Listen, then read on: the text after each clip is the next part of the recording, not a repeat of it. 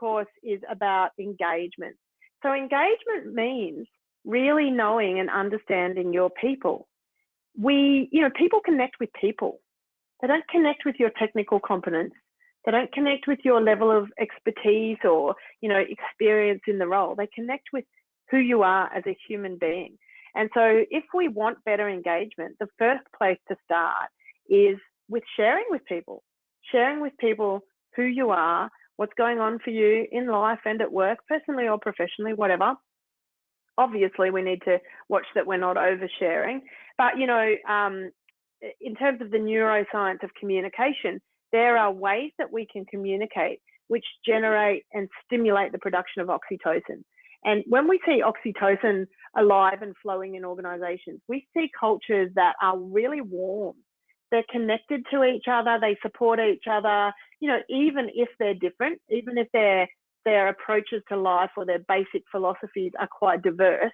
They appreciate that diversity. They respect each other's ways of working, and they support each other as human beings.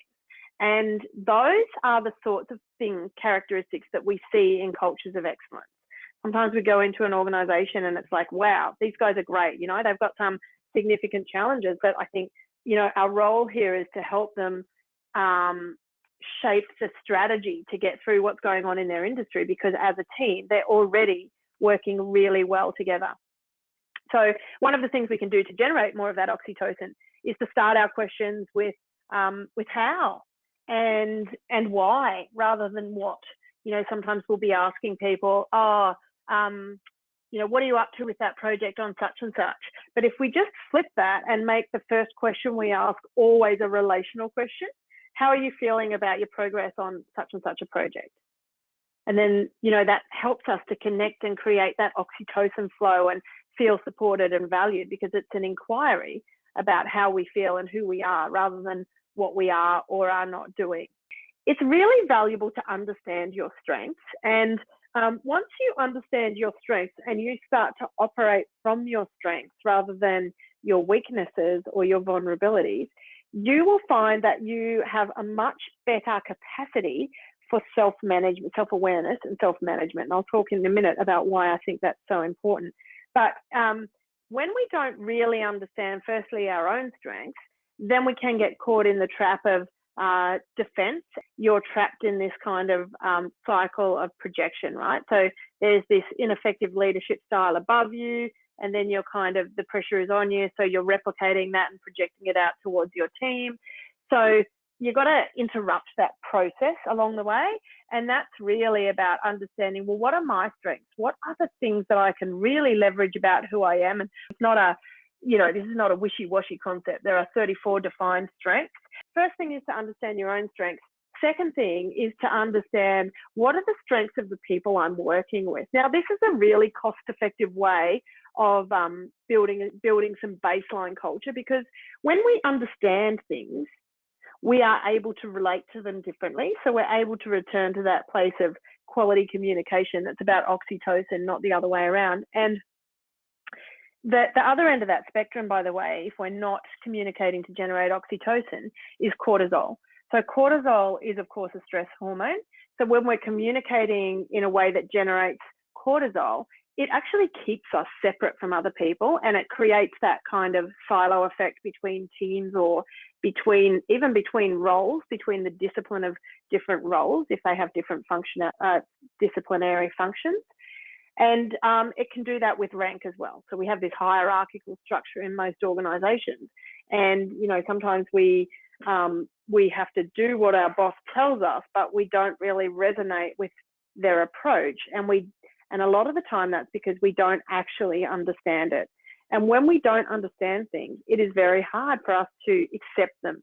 So what we develop is this kind of attitude of tolerance, but that's all based on that lower vibe end of the scale, where we've got cortisol flowing and we just do what we have to do because they told us we have to do it this way. And, it becomes then about the numbers and the metrics rather than the people and the experience and the opportunity. Third section is self-awareness, because I'm sure that you can already hear from what I'm talking about that engagement and strengths, like doing this stuff well, requires insight.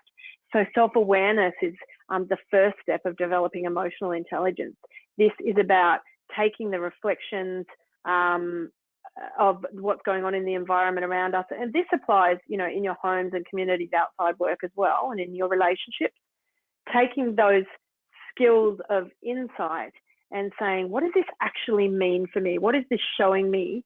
What skill do I need to develop here to get a better or different or altered outcome? So we do that, first and foremost for ourselves, and that happens inside of self-mastery.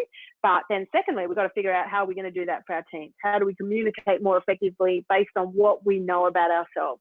And again, strengths profiling can be a really useful and cost-effective way for teams to do that, because you can map the strengths within the team. So you can have a look at, of the 4 kind of key areas that the 34 strengths fall across, where are the gaps in our team? And then you can recruit into that, or you can leverage strengths to make up for the gaps that are left by some of those areas lacking.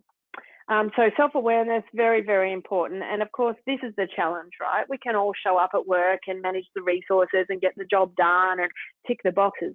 But to get true fulfillment, we need to have that self-awareness that leads us to action, so that we're growing and getting fulfilled and meeting purpose, and then starting to create that for other people when we're in leadership roles. And that's what, leadership is all about. Then we take that, those skills of increased engagement and accountability and understanding strengths and managing ourselves and our own self-awareness being useful to us, and we put it into practice in leadership. So we might review the strategy or the KPIs, or we might change the metrics for success altogether. Or we might start to look at, workflow and task allocation in a different and new way, because if what we were doing now was sufficient to get us the result that we wanted, we would have it already. Okay, and then the next thing is, of course, communication, because it's fantastic to develop this insight and to have people more engaged and accountable and to understand strengths, and then to do the leadership work of propelling our results into a different kind of area. But we actually have to communicate along the way. So we want to be communicating for outcomes. We want to be reinforcing. We want to be reviewing, and we want to be using our knowledge about ourselves and other people to better interact, so that the interactions become more meaningful and meet some of those baseline needs we have for human connectivity and social interactivity. Really valuable to be thinking about, how, now that I have got people more engaged and inspired and accountable, and we understand each other's strengths better, and I'm using those skills of self-reflection to manage myself better in the team and to lead more effectively, and we've altered some of the nuts and bolts around how we're leading. Now, what do we need to communicate to who and how and when? And so that's kind of the pathway, I guess, or the roadmap that you would want to follow to develop conscious leadership.